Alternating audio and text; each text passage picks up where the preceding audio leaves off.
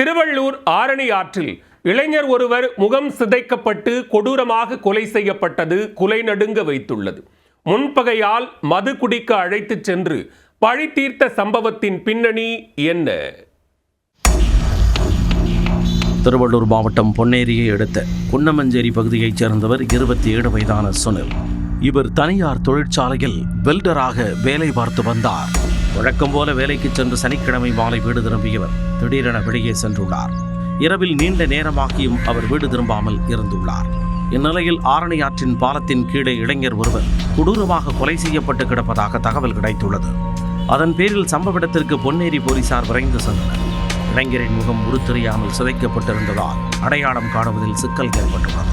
தொடர்ந்து அக்கம் பக்கத்தினரிடம் விசாரித்ததில் அது குன்னமஞ்சேரியைச் சேர்ந்த சுனில் என்பது உறுதியானது. பின்னர் உடலை கைப்பற்றிய போலீசார் உடற்கூறாய்விற்காக பொன்னேரி அரசு மருத்துவமனைக்கு அனுப்பி வைத்தனர். இதுகுறித்து வழக்கு பதிவு செய்த போலீசார் விசாரணை நடத்தினர். முதற்கட்ட விசாரணையில் முன்விரோதம் காரணமாக இளைஞர் திட்டமிட்டு கொலை செய்தது தெரியவந்தது. கடந்த ஆண்டு சின்னக்காவனம் பகுதியில் துக்க நிகழ்வின் போது இளைஞர்களுக்கிடையே தகராறு ஏற்பட்டுள்ளது. அப்பொழுது தீபன் என்பவரின் நண்பர்களை சுனில் வெட்டியுள்ளார்.